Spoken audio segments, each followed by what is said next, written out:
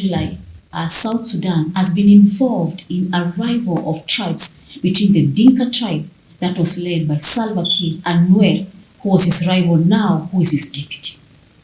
This war costed over 400,000 people. Finally, Sudan has the chance to be able to do its first election, its upcoming election, after many consultations. Today, we have welcomed a visitor, himself from South Sudan, an analyst, an expert, who will be able to tell us more about Sudan, the anticipations, the plans, the dreams, and each and every single thing. So he's going to introduce himself. Welcome, sir. Thank you. My name is Dak Both, I'm a South Sudanese and the chairperson of the community-based organization known as South Sudan Elite Community. Is an organization of South Sudanese from the northern states known as Unity States or Elite States, whose governor is Dr. Joseph Twil. This organization was established in 2010 ahead of the international monetary referendum that brought to fruition the independence of the Republic of South Sudan. I remember at that time, South Sudanese were given an opportunity to vote in Kenya. And that organization was established at that time to be able to mobilize people to vote for the historic referendum that they've been waiting for many years. So we established that, and after that process was over, FIFA felt that that organization was going to be used as a medium for interaction to preach rights of education, rights of women, and to link its members here and back home in South Sudan. That's the brief information of the organization that I lead. I'm also a peace activist and certified professional mediator. Thank you so much. That is what I can say about me. It's a pleasure to be here. Welcome, Mr. Dak. We know that the war in South Sudan is not totally over through the transitional government of national unity. Yes. What can you tell us is the current situation right now on the ground pertaining the country of Sudan? The situation at the moment is a very promising situation in the sense that people are experiencing a bit of peace. There's a bit of calm. The situation, the crisis have slowed down. Started when President Salva Kiir and Dr. Riek Machar signed the 2018 peace agreement.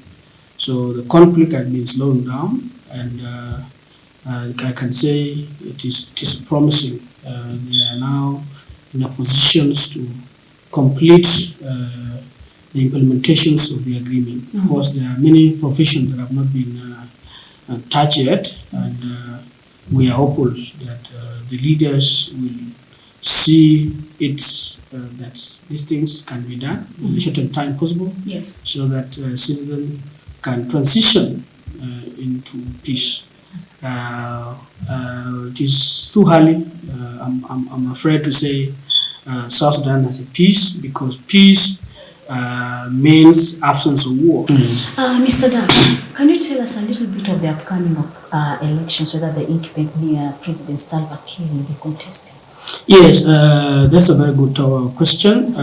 You remember the first election was supposed to be conducted in 2015. That was our first election. Yes. But then conflict occurred, and it occurs because the challenges that were happening within the political party then, the ruling party then, which is still the ruling party, the Sudan People Liberation Movement, where Machar and Kiir were together. Machar was the deputy of Kiir at that time. So there was some dispute on how SPLM elections was going to be conducted. The SPLM elections had provisions that there was going to inter-party election were going to be conducted through a ballot. So there was a dispute over that until the president, I think the president at that time, sacked the cabinet senior members of the SPLM party, and that wrangles led to the eruption of the conflict in 2013. The agreement, which is the 2018 peace agreement, known as the revitalized agreement on the conflict in South Sudan, provides in Article 1, subsection 2, provide for national elections. There are many conditions that are provided for election to be done. One of those conditions are that there was going to be a political party act. The political party act of 2012 was going to be, revisited and done in a manner that it's subscribed to the international best standard.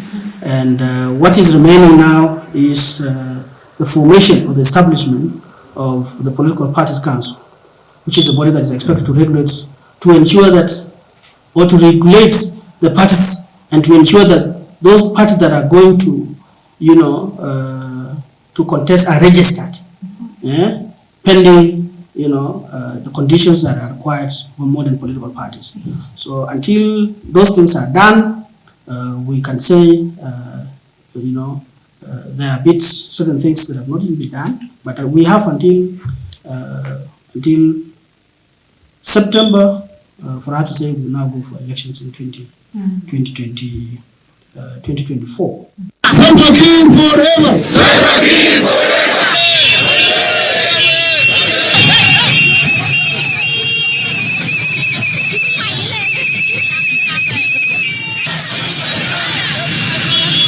Mr. Dak, Yes. after you say that the incumbent president Salva Kiir will be protesting, will be contesting for this upcoming election among them. Yes. Now, what is your take on these upcoming elections? Do you think they'll be fair? Will they be fair and square? This will be the first time. Yes, we expect it to be fair. The reason being, we have learned from our mistakes. We have learned from our blunders, political blunders that we have made. Because this conflict occurs as a result of mismanagement of transition of election processes within the party and at the national level. I believe the leaders, from their faces, from their facial expression, you find that they have regretted. Yes. They have regretted, because you look at it, what brought us into conflict was the dispute over elections. Yes. People have fought. You've talked of 400,000 killed. Yes. You've talked of millions displaced. If we had managed our election process, we would have not come into this mess. We would not have our sisters, mothers, and sisters killed. Yeah? Now we have come back to the same thing. Because the transformation of our country into a democratic state is not something that we will play around with. It is as clear as the way we wanted self-determination. Sure. You can play around with it, you can take us around, but we will still come into it.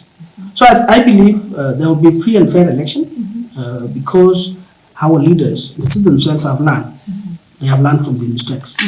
Well said, Mr. Dak. Yes. There's another concern Yes. I would like to ask. Yes. Right now, there's fight in Sudan, Yes. and many of the Sudan people, Yes. they are coming back to South Sudan, Yes. where they ran away from. Yes. And when you look at the situation in the Unity State, Yes. especially in the Rakoma County, Yes. we see that the IDPs right Yes. now, they're going to the Votriak Yes. IDP camp. Yes. When you look at the humanitarian crisis, Yes. they are saying that according to OCHA 2023, Yes. that even it is not like it is 40% Yes. sponsored, it is under-sponsored Yes. for those people to be able to be taking their needs. And there's like 43,000 Sudanese who are coming there and who have their needs that need to be met. Yes. And the chances even of them of salvation are even being higher because now the number is big. Yes. It's an expected situation. Yes. Now, what is your take on this? What do you say? Thank you for bringing that question, Jennifer. I come from that particular state, but I'm happy the governor of that particular state has been doing enough, has been doing a lot, ensuring that Rufkon is a county within Unity State. It actually is the county where the state capital is situated, Bentiu. That's where, that's Rufkon. Yes. Remember, Unity State itself is a northern state. It's heavily affected, just like other northern states, because there are states that border Sudan. That's beginning from Upper Nile, Unity State, in part of Jonglei, Warabi State, all the way to Abyei, the northern Barrel Ghazal. But Unity State has appeared to have been the most affected states by the number of people coming to South Sudan. Yes. So it has really overwhelmed the state government, and the problem is that the state government has already had challenges. That state have had disastrous drought. I mean the flood. Even before. Even before. This It have had a problem. The Nile was, water were pouring over. Many thousand people were displaced. Before so that's Rodiak, yes, of course, yes. Yes. Even within the capital and other counties, starting from the county of Panindiar, yes. counties of Ler, Mayandit, all the way to Mayo. Yes. So the entire, Unity State was flooded by water. So it found a state, this Sudan crisis has found Unity State in a very, very dire situation. But I'm happy the governor of that particular state and its government are doing everything possible to ensure that they receive those people with open hand.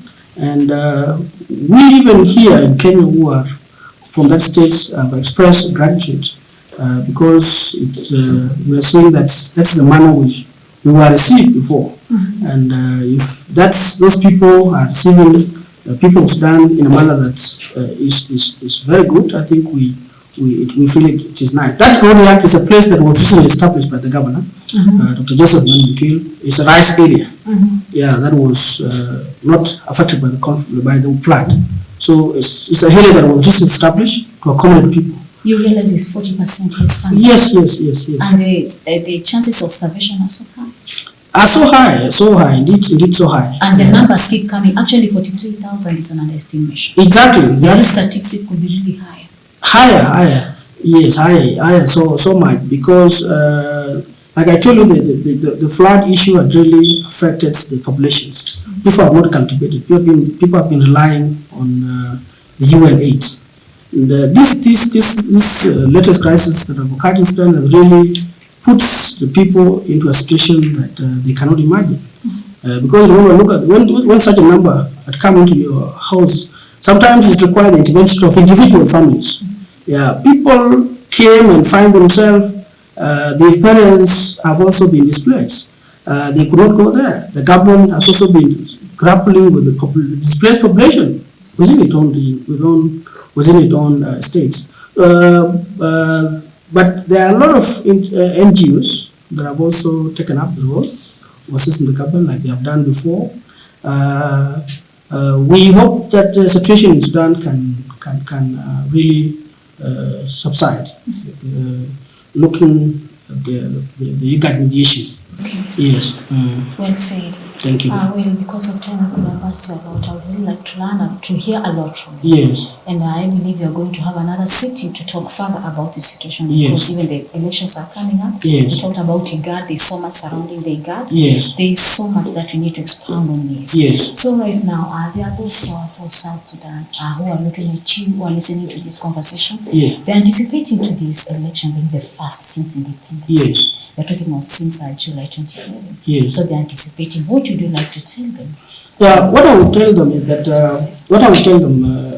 my fellow South Sudanese and members of the East African community, because South Sudan is an island, and many people, international friends, who have struggled so much, who have gone to the front line, fought gallantly to ensure that South Sudan become independent, and not just independent, but also democratic states. So I encourage my leadership in this 20th anniversary of our independence to change tax, to have a change of heart, that death and war and killing cannot be a business as usual.